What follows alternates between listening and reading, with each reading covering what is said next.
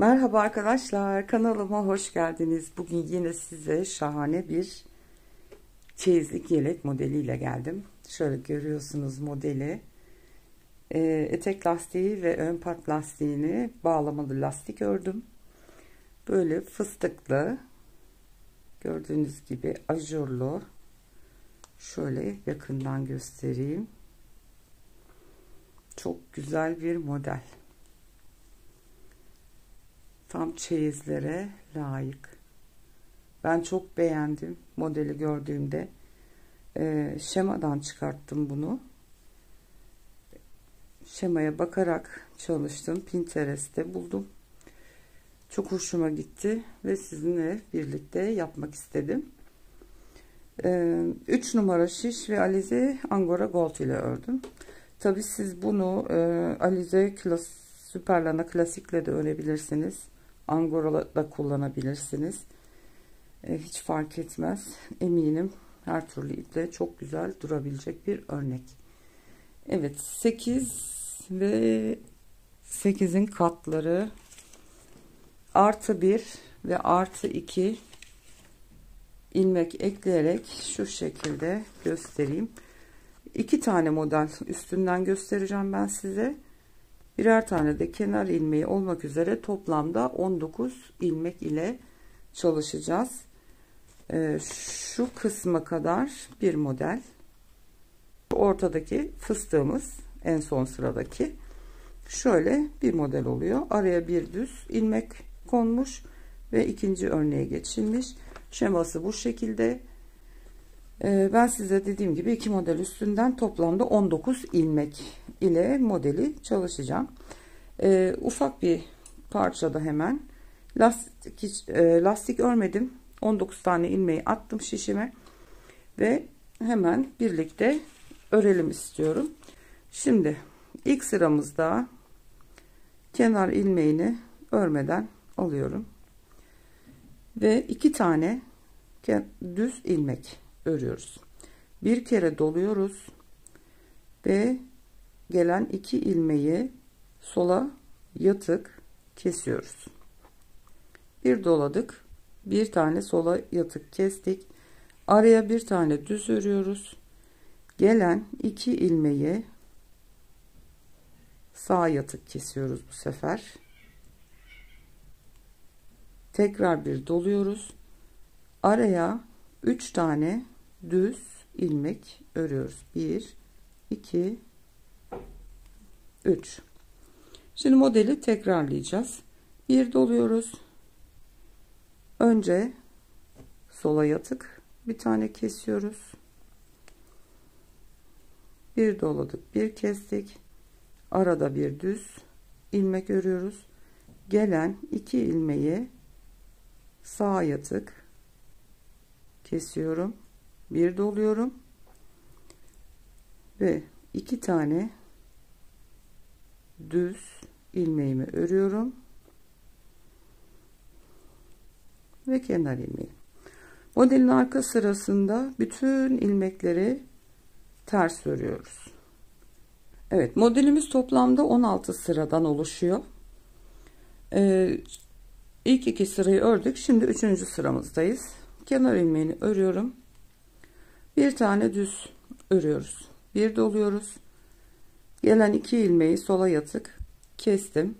Bir doluyorum. Devamındaki 3 ilmeği tek seferde üçünü birlikte örerek kesiyorum. Bir tane doluyoruz. Gelen 2 ilmeği ilmeklerin yönünü değiştiriyorum. Sağ yatık keseceğim çünkü. Sizin ilmekleriniz de dönükse ilmeklerinizi çevirip o şekilde kesebilirsiniz. Evet, sağ yatık kestim. Tekrar doladım. Araya bir tane düz örüyoruz. Modeli tekrarlıyoruz şimdi. Bir doluyorum. Gelen 2 ilmeği bir doluyoruz. Gelen 3 ilmeği birlikte kesiyoruz.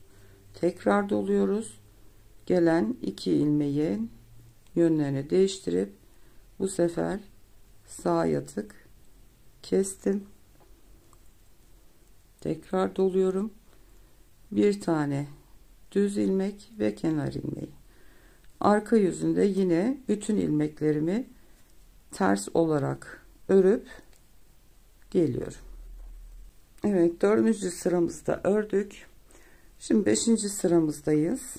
Kenar ilmeğini ördüm. 2 tane düz örüyoruz.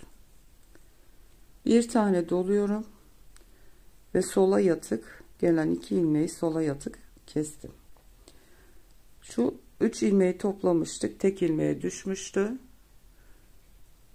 Bunu bir tane düz olarak örüyoruz.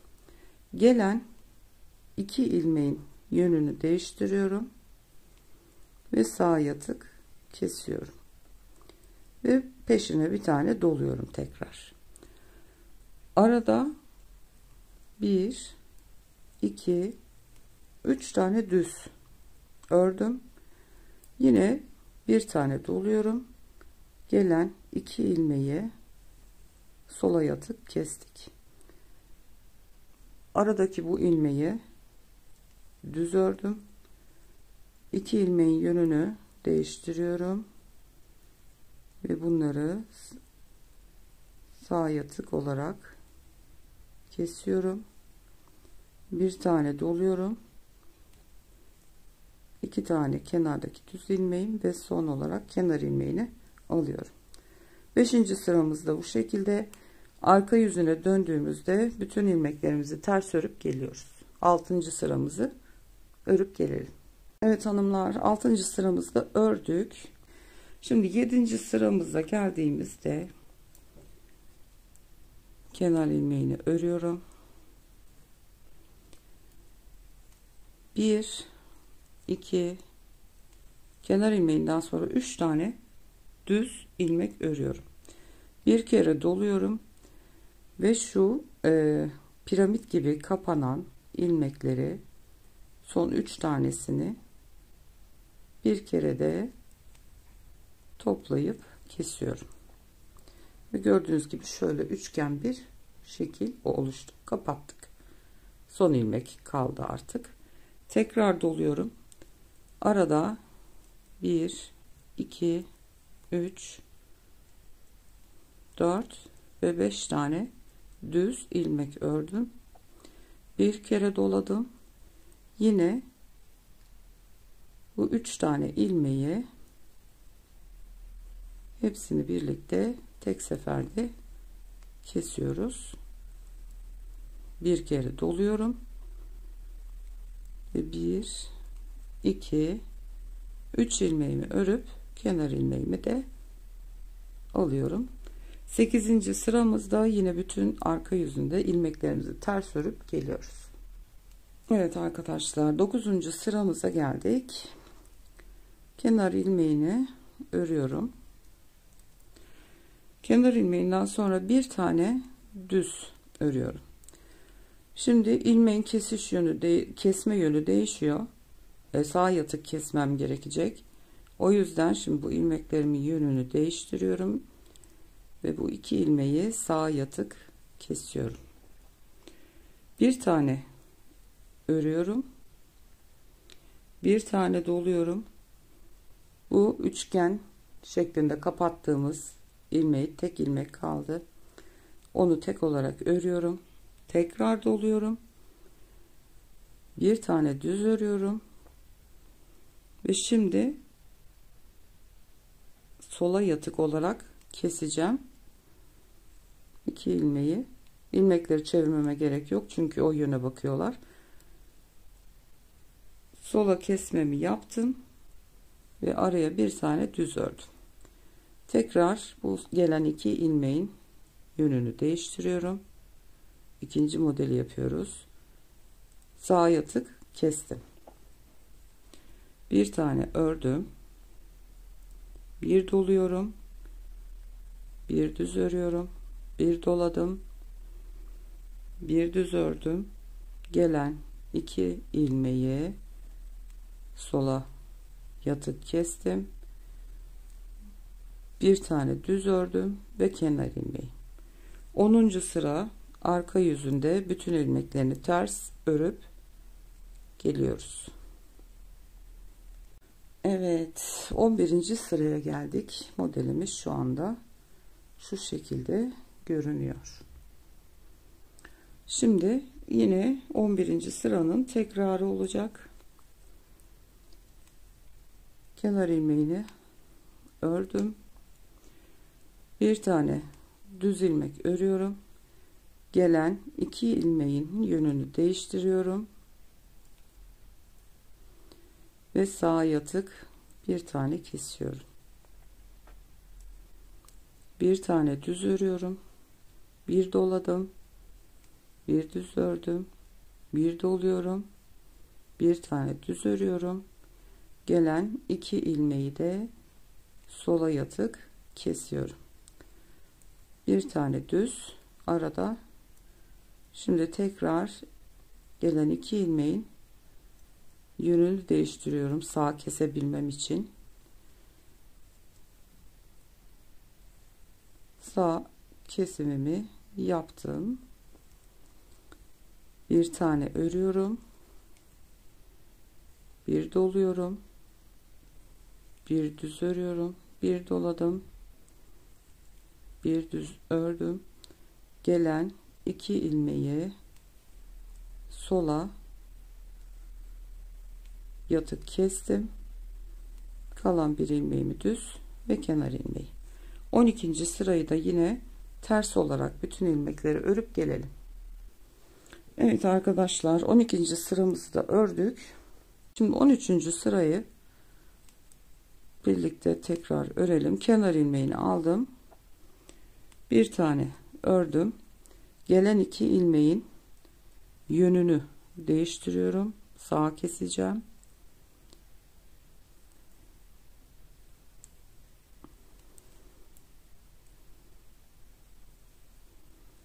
Evet, ilmeklerimi sağ kesiyorum. Bir tane düz ördüm, bir doladım. Bir düz örüyorum. Tekrar doluyorum. Bir tane düz örüyorum. Gelen 2 ilmeği sola kestim. Arada bir tane düz örüyorum. Sonraki 2 ilmeği sağ kesebilmek için ilmeklerin yönünü değiştiriyorum ve sağa kesiyorum.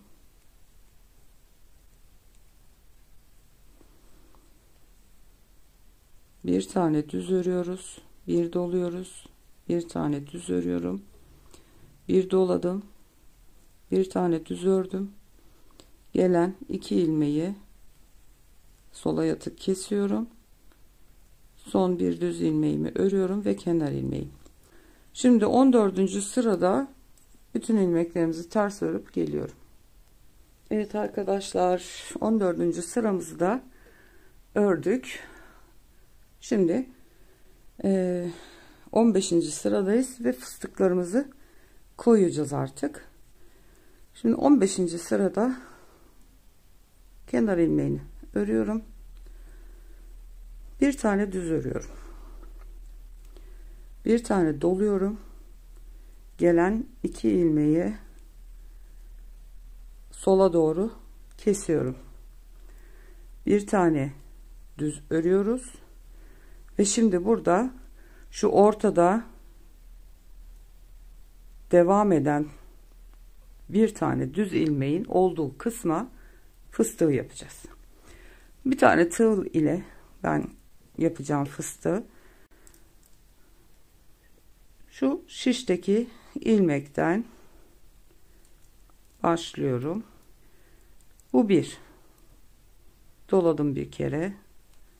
Aldım 2. 3. 4 ve 5.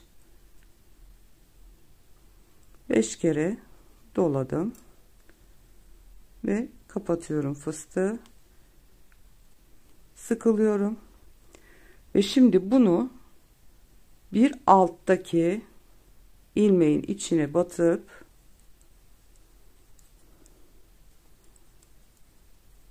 şöyle kaydırma zinciri yaparak kapatıyorum ve ilmeğimi şişime geçiriyorum ve bir tane fıstık yapmış oldum. Şimdi devamında bir yanındaki ilmeği düz örüyorum. 2 tane ilmeğimin yönlerini değiştiriyorum ve sağ yatık kesiyorum ve bir tane doluyorum. Araya bir tane düz örüyoruz, bir doluyorum. Gelen 2 ilmeği sola yatık kestim. Bir tane düz ördüm ve yine bu tek ilmeğin ajurların arasında ördüğümüz tek ilmeğin üstüne yine fıstığımızı yapacağız. Tığımı aldım. Şişteki ilmekten batarak yapıyorum. Bu bir doladım, çıkarttım bir ilmek daha, 2 3 4 ve 5 ve fıstığı kapatıyorum, bir zincirle sıkılıyorum. Kaçırıyordum az daha, ilmeğimi takayım geri. Şimdi fıstığı yaptığımız ilmeğe değil, bakın fıstığı yaptığım ilmeğe değil, bir altındaki sıradaki ilmeğin içine batıp sıkılıyorum buraya ve şişime geçiriyorum ilmeğimi. Devamında bir tane örüyorum. Gelen 2 ilmeği yönlerini çevirdim, sağa doğru kesiyorum. Bir tane doluyorum. Bir kalan düz ilmeğimi örüyorum ve bu da kenar ilmeğim. Gördüğünüz gibi 15. sırada şimdi fıstıklarımızı da koymuş olduk. Şunun bu kısmı, şu kadarı bir model. Şöyle 2 model üstünden anlatmış oldum size. Arada da böyle bir şeklimiz var. Bu kısımlarımız ajurlu. 16. sırada yine bütün ilmeklerimizi ters örerek sıramızı tamamlıyoruz. Evet arkadaşlar, 16. sıramızda bir sıra arkadan bütün ilmekleri ters olarak ördüm ve modelimizin bir tanesi, yani bir bölümü bitmiş oldu. Bundan sonra yapacağınız tekrar birinci sıradan itibaren, ilk ajurlu sıradan itibaren modelin tekrarını oluşturmak. Umarım anlatabilmişimdir, anlaşılır olmuştur. Umarım beğenmişsinizdir. Beğendiyseniz videolarımı beğenmeyi ve kanalıma ücretsiz olarak abone olup bildirimleri de tümü olarak işaretlerseniz kanalıma yükleyeceğim her videodan anında haberdar olursunuz. Bir sonraki videoda görüşmek üzere. Hoşça kalın.